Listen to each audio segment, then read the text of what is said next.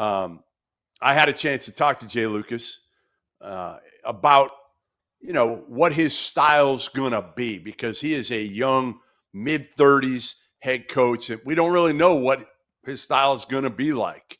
Here's what he said about his style, his coaching style, the way his teams want to play. For me, defense will be our foundation. That's going to be a foundation. I feel like you have to be able to guard in.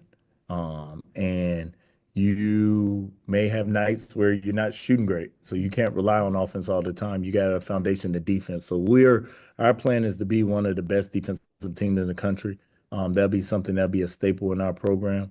I still value being big, and having positional size, but also having bigger bodies up front. If you watch the last couple of years of college basketball, those teams have been successful. You look at Florida, what they were able to do. You look at us at Duke, we were bigger. Even the year before when we had Filipowski, or 2 years ago, Filipowski and Derek Lively. UConn was big the years they won. Houston, Auburn played 2 5s. So I think basketball has shifted a little bit, and some of the things that just go into winning, being able to guard, being able to rebound, come up with loose balls when it matter. Those things I think are fundamental. So we'll have that toughness and that defensive mindset. And now offensively, it really, for me, the way you coach offense is what do you have? Like, it's easy to say, oh, I want to play 5 out and I want to shoot 33s and do all this stuff, but that may not be my team. So, that's the kind of end that we'll kind of morph and figure out what best fits us. All right, RC, your take, not just on what Jay Lucas wants his teams to play like, but your take on the hire of a guy that has not ever coached, never been a head coach, to Miami in the ACC. I don't know Jay, so this is my honest opinion about it. Jeff, I love it, and I'll tell you why. Traditionally, I understand where you're coming from when you're concerned. You're like, hey, a guy that's never been a head coach in the ACC, and he takes this rival job. Shire taking over for the greatest college coach in the history of the sport, goes out and gets this guy and makes him his first hire. Outside of the Duke family, when we thought there would never be as many coaches and assistants that Duke has in college basketball, we never thought we'd see a guy outside. He goes, gets Jay. You got to think about his dad. He's coached at Texas and he's coached at Duke. So he's been around high major basketball his entire college coaching career. What his dad is and everything that comes from that, and I don't have to go into all that with you because you understand it. That type of support and help, you see it. I do think he's going to need some veteran guys with him with his staff. I don't know what his entire staff looks like. You may know that, but I love the hire because you can see what he just said in that clip.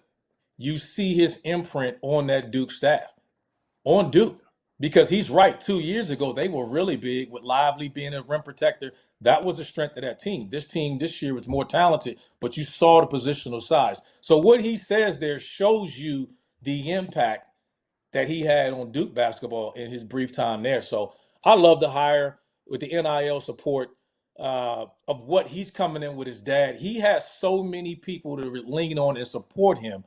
I think that's the difference with him, that every coach there's not a lot of coaches that have that type of support. And that's why I love the hire. If you're Miami right now, what else are you going to do? You're Coach L a few years away from not even giving a rat's behind about college basketball. So I think it's an ideal fit. I love the hire because I've seen and followed his career. And I've been around him since he's been at Duke. I think, again, he's smart.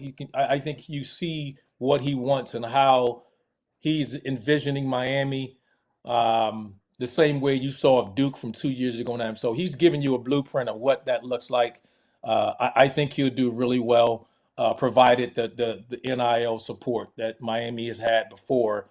They were at the top of it maybe 3 or 4 years ago. How far will they come over now? Because that's a whole nother conversation for another show, is talking about the difference in the NIL from where it was 3 years ago. Think about Nigel Pack We lost our mind when he signed for $400,000 now. Now bench guys are getting $400,000 now. So I think if their NIL package is elevated to consistency, I think with the support he has and who he is, I think the Hurricanes got a good coach. Jeff, 11 years at the University of Florida, and people don't even remember the fact that he played there. Nobody remembers that. Coming out, being a McDonald's All-American, and he went to Florida. And at that point in time, his freshman year, Nick Calathis, Chandler Parsons, Alex Tyus, all those guys, and I say this, and there's been some great players that came through there that I interacted with, one of my favorites of all time. Just how he treated people. I just want to start there, like how he treated people. I was the director of basketball operations, and how he treated me and the relationship I remained to have with them once he became a coach. So you think about that. Went to the University of Florida, played under Billy Donovan. Transfers to Texas, played for Rick Barnes. Worked for Shaka Smart at Texas. Worked for John Calipari at Kentucky. Worked for John Shire at Duke. So this guy has been around Hall of Famers, future Hall of Famers. He knows exactly what his program should look like, and he knows how to recruit. I'm with RC in terms of the people that he's putting around him, because once you become a head coach, you have to make sure that everyone around you has your back, and everyone around you, when you win a game, lose a game, you walk into your office that you know you're in a positive environment where everyone has your back. But I love the hire because of who Jay Lucas is. Treats people the right way. Never matters whether he's been an assistant at Kentucky or Duke or a player at Florida or Texas or whatever it may be. He treats people the right way. And that is a quality as a coach, taking over a program like that he will carry into that, and we know he's going to get players. We know he's going to get, and he has an awareness. Like in your interview, like he knows, like, look, we got to defend, but at the end of the day, the portal is the portal, and whoever we get, that's how we play on the offensive end of the floor. If we get a really good five-man who can play with his back to the basket, we're not playing five out. We're going to play that way on offense. So he has an awareness, but there aren't better human beings than Jay Lucas, and couldn't be happier for him, and I think Miami's going to win.